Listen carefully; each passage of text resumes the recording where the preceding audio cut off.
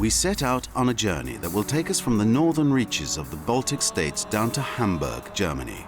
A real adventure along the southern shores of the Baltic Sea. Our adventure starts here in Tallinn, capital of the ex-Soviet Republic Estonia, independent since 1991. In Tallinn, the memory is still fresh. The Estonians are called the singing people. They've been singing here for ages, which is how the revolution began, in fact. Back in 1988, some 300,000 demonstrators started singing national hymns that had been banned. The next year, 2 million people made a human chain stretching all the way to Vilnius, Lithuania. 2 years later, Estonia declared its independence. All of a sudden, there was an opening up to the west. Boundaries started to blur. Cultural and architectural shock. An old town with tiled roofs and bulbed bell towers. And on the other hand, an ultra-modern city scrambling to build and build. Two worlds facing off. More than anywhere else in Europe, these cities surely bear the scars of their history. They're going to remember the Soviet days for a long time to come.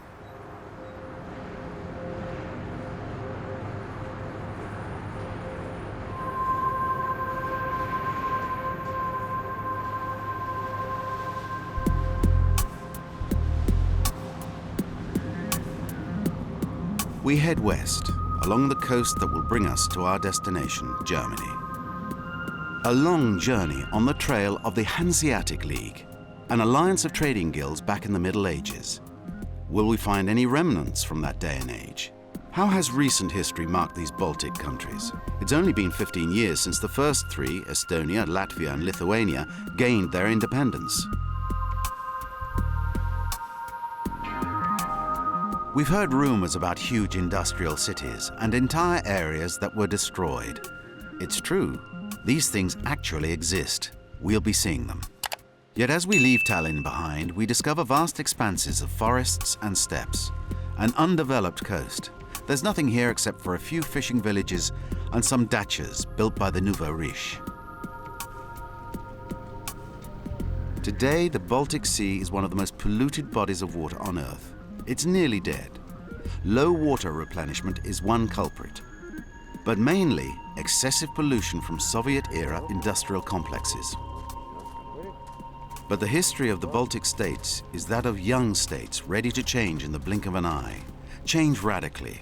It's precisely these countries' dynamic nature that gives us hope for their future.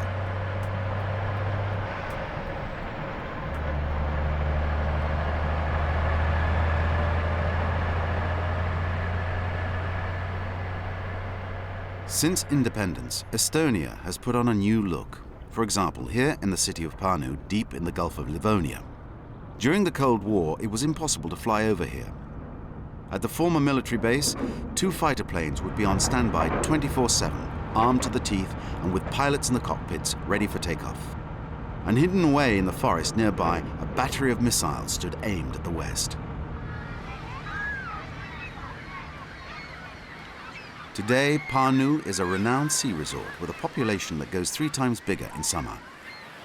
A fine sand beach, sheltered from the north winds.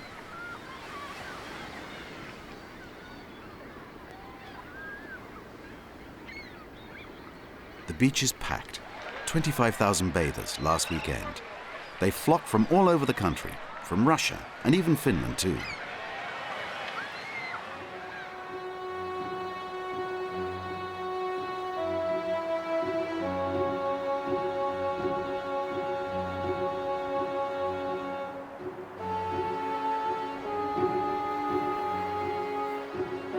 The beach at Pärnu was definitely packed. Still, if it's peace and quiet you're after, you don't have to look far. Kishnu, a little island of tranquility, is just a short ways out in the Gulf. A few houses that belong to fishermen. In their flat-bottom boats, they trawl the area's fish-starved waters. Survival fishing, straight out of another day and age.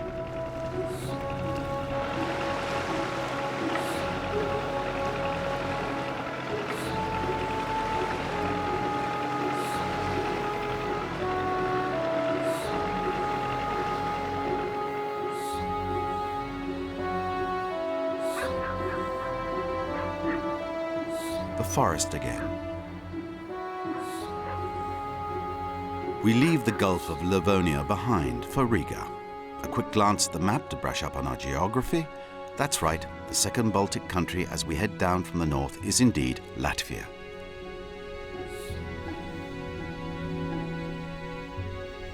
At the mouth of the river Daugava lies Riga, the capital of Art Nouveau. The historical center on the river's right bank is a genuine postcard, a UNESCO World Heritage Site. But above all, Riga is the epitome of the postmodern East. A telescoping of remnants from the Soviet era combined with the very worst the West has to offer. Today, it's the hottest city in the Baltics. People flock here to find freedom lost. Sexual tourism, in other words. Finns, Swedes and Russians come to blow a few days' wages on G-string girls in lap dancing joints.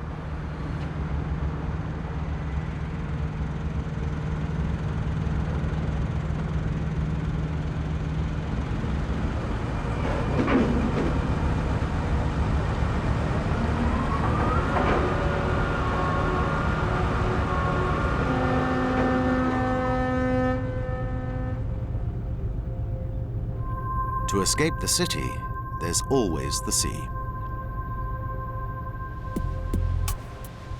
Just a few clouds this morning over Jurmala, Riga's resort playground.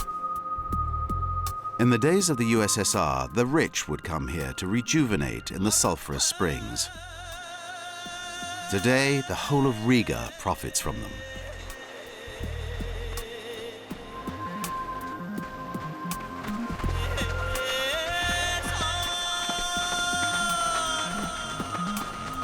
As we leave Jurmala, the Latvian coast stretches hundreds of miles like an endless deserted beach.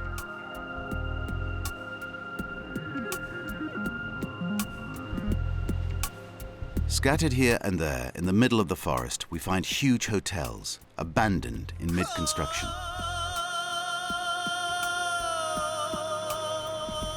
Giant carcasses of brick and cement dating back to the Soviet days, before independence. Today, they're overgrown with vegetation.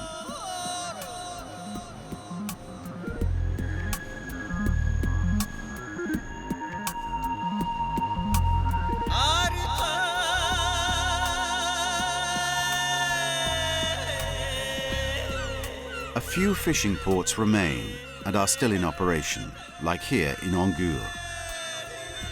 I say a few ports because not many fish themselves remain. They're scraping bottom in the Baltic. Catches dwindle year after year.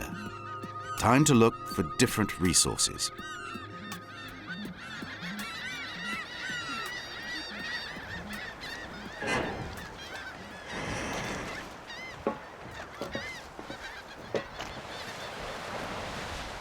The new treasure is wood. Nearly 50% of the country is covered by vast expanses of forest. For a real example of the infrastructures in the former Eastern Bloc, here's Mersraga and its enormous sawmill. At the time of independence, it was the Danes who financed the Latvian renewal. And now today, nearby Finland and Sweden are investing in the wood sector for all their paper needs.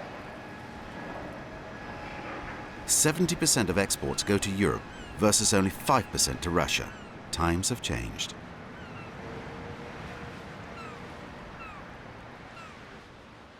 But to ship wood and ore as well, you need a harbour that's ice-free year-round. Look no further, the harbour of Ventspils. Ventspils, 60 kilometers west of Riga.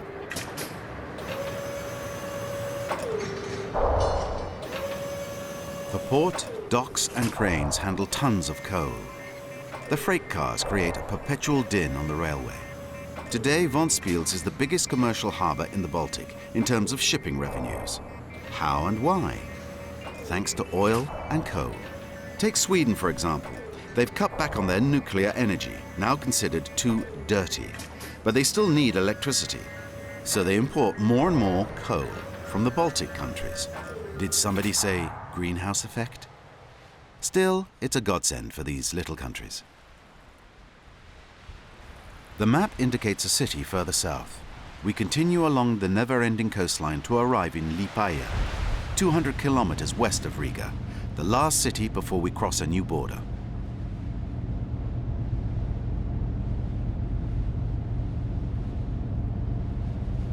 Liepāja, another industrial city along the coast, a mishmash of different eras. Like the St. Nicholas Orthodox Cathedral, lost in a sea of Stalin-era brick buildings, a concrete lesson in both geography and history.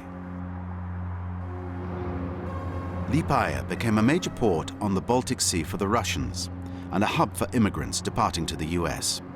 It's also the city where the Latvia independence movement was born, right in the shipyards.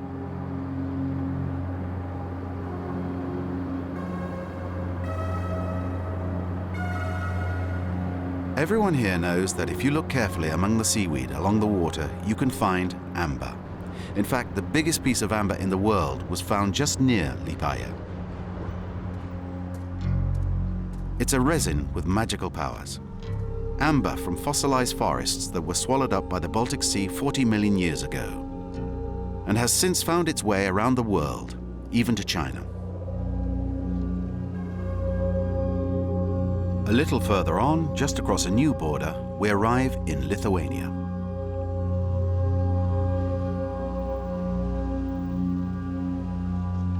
Lithuania, our third Baltic country since Tallinn. Lithuania, 3.5 million inhabitants. Capital, Vilnius.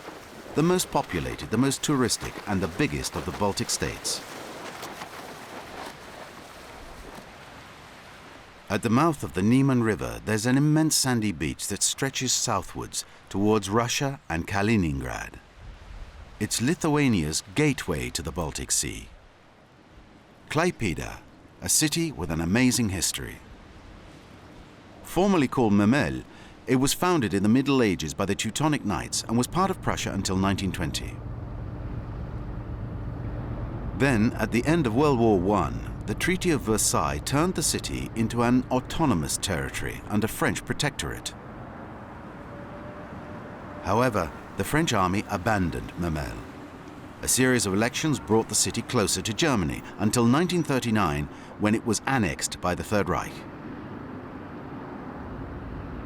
Hitler had a network of cement highways built, one of which linked Memel to Berlin.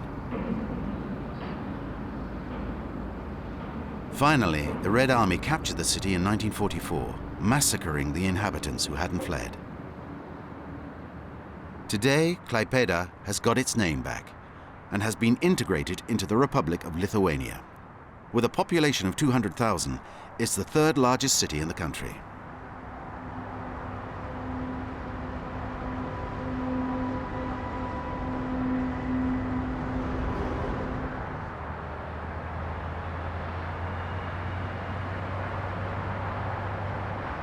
The days are long gone when the Teutonic Knights founded Klaipėda. Their capital was Malbork in Poland. We're not very far from there now. We've heard about this huge castle on the banks of the Nogat River. It's a ways inland, but definitely worth the detour. So we head southwest towards Poland.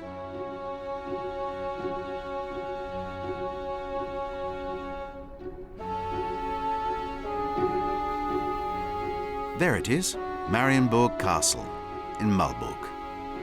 Under constant construction for nearly 250 years, 3 castles stacked, one inside the other.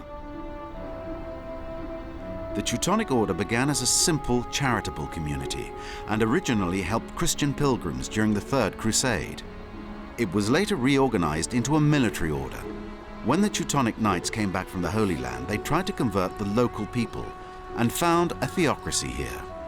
They fought against the Kingdom of Poland, located just across the way at the time.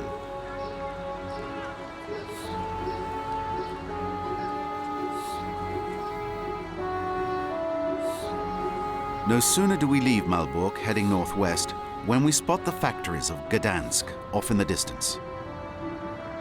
A change of scenery, change of wars too, in just a matter of miles. Gdansk, at the mouth of the Vistula, was a strategic point for Poland. This is where World War II began in Europe, when Germany decided to attack Danzig and create its famous Polish corridor that would allow the Third Reich access to the Baltic Sea. And now that we're here, we think of a man with a moustache we like to remember, Lech Walesa. You have to look hard among the tower blocks to find the famous monument commemorating the workers who lost their lives in the violent confrontations that led to the first independent trade union in the Soviet bloc, Solidarnosc. The monument stands in the heart of the Lenin shipyard, a true symbol of modern Poland. This is where 50 years of Soviet communism came to an end.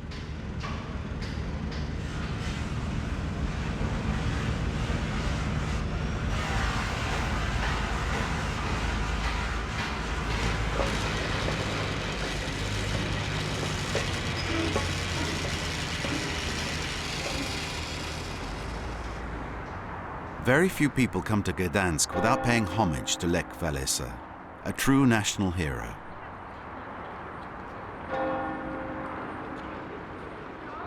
But Gdansk also boasts a magnificent old center where intellectuals and artists rub elbows with workers and sailors, amidst tourists who've come to marvel at traces of the city's rich past.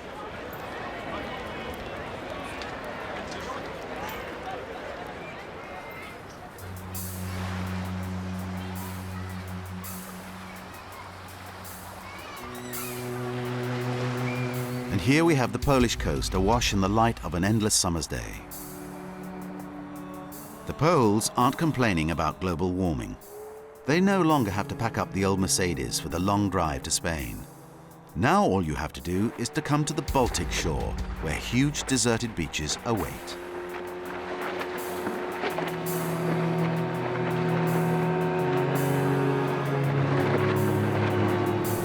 As for the quality of the water, that's a different story. Polluted by enormous industrial complexes. Not to mention what the rivers wash in, fertilizers from Polish and Russian grain agriculture. Maybe we'll find a coast that's a little healthier as we head further west, closer to Germany. Not so sure.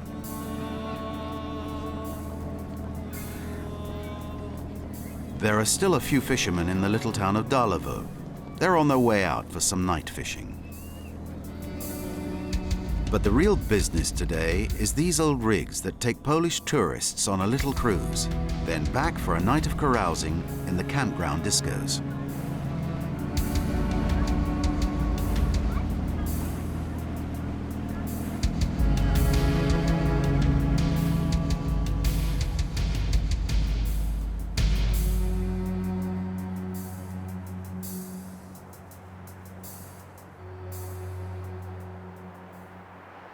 We head west towards the border. It's right here at the river's mouth, the border between Poland and Germany.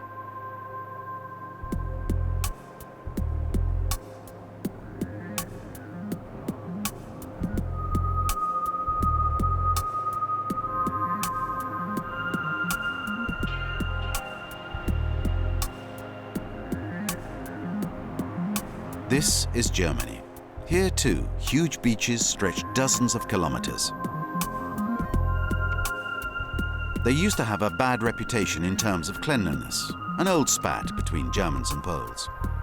Infrastructures too, or rather lack thereof. German reunification remedied the problem. Now, more and more people are coming, especially these past few years with all the heat waves.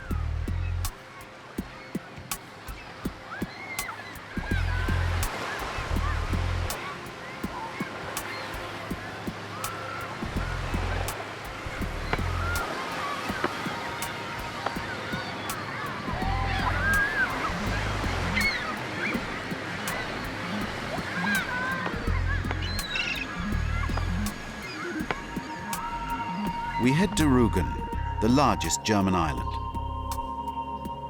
First off, we spot this Renaissance hunting lodge, perched on the top of a hill in the forest, Jagdschloss Granitz. From the top of the tower, now open to the public, you have a view of the beach at Prora, with chalk cliffs off in the distance. But first, a very odd building, a building 5 kilometers long. This is Prora, a Nazi-era seaside resort, a holiday complex designed by the organization Strength Through Joy, a whole agenda. Its mission was to provide leisure activities for groups of 20,000 people at a time.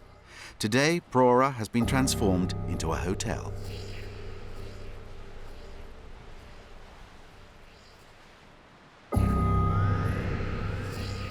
After German reunification, lots of investment was made in Rügen Island. It's since become a prime vacation spot for Germans once again.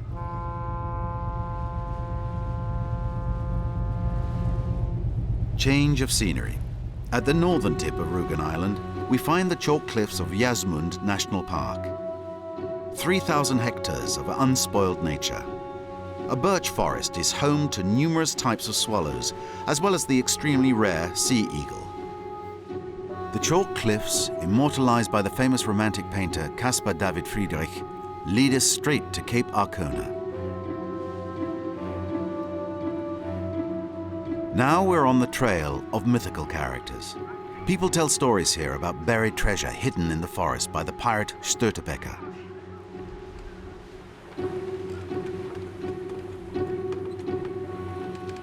For a minute, we thought we were someplace else.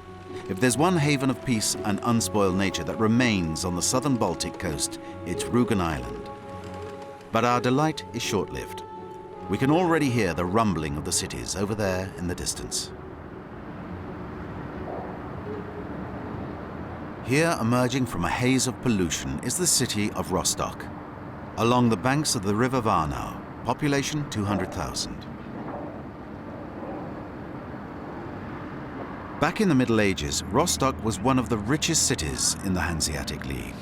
Then, in the middle of the 19th century, industrialization breathed new life into it. The first German propeller-driven steamer was developed in Rostock. And in the 20s, construction for the world's first jet airplane got underway here. During World War II, the city was heavily bombarded by the Allies. Everything had to be rebuilt. And though German reunification also triggered a new decline, today Rostock is home to one of the biggest ports on the Baltic Sea. Of course, it's not as big as Hamburg's. We head up the Elbe. This huge freighter shows us the way.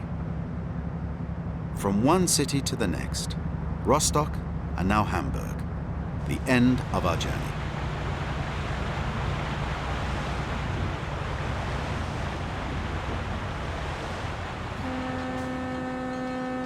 Hamburg, gateway to the world. With a population of nearly 2 million, the commercial and cultural city of Hamburg is the second largest in Germany. 7 times more spread out than Paris. A city that's proud of its harbor with its incredible history. During the days of the Hanseatic League, Hamburg became the most important harbor in the North Sea. It was a trade hub for grain, fabric, fur, herring, spices, wood and metals. After the discovery of America and a sea route to Asia, Hamburg became one of the most important harbors in all of Europe.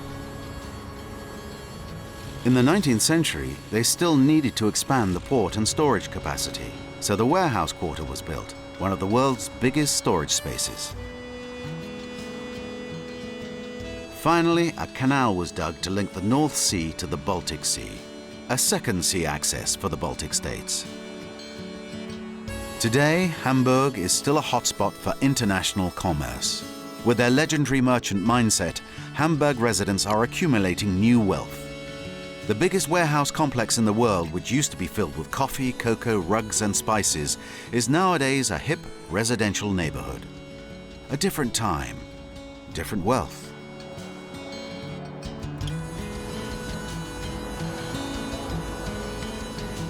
From Tallinn, Estonia, to Hamburg, Germany, via Latvia, Lithuania and Poland, over 5,000 kilometers of coasts. Our Baltic coastline ends here. This time, when we head down the Elbe, we'll be joining the North Sea for other adventures.